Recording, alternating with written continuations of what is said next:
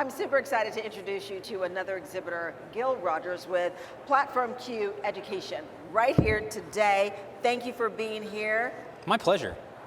The week so far has been pretty darn good for you, right? Oh yeah, I mean, I think we were obviously keeping an eye on everything coming in with everything that's been going on with COVID and all the procedures, but I said earlier in the week to a lot of our partners and friends, it's time, right? It's time for us to come together and make it work, and I think all of the health and safety protocols in place and everyone seems to want to be here and want to do the right things to be here, so we're excited. And as we're walking around here, everyone has their mask, and clearly we're not doing it right now because we're doing the interview, but it's so important for educators, counselors, for exhibitors like yourself to be here at this moment as we're leading change, because change is all over us. Absolutely. I mean, one of the things that we've focused on at Platform Q Education is helping and adapting to the new reality, right? And pre-COVID, it was all about how do we create virtual content to fill the gap between in-person programs. Every college in the country does an open house, or they have travel, or they bring students to campus for tours.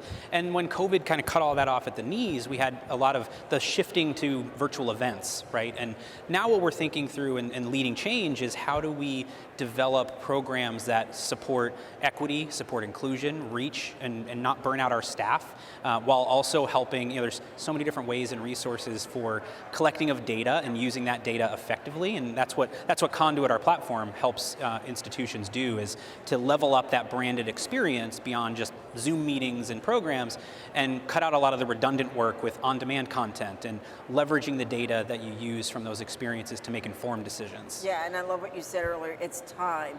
It's time to get off Zoom and back in person. And so being here at this conference, what's the value and the impact that you have and what it has for you?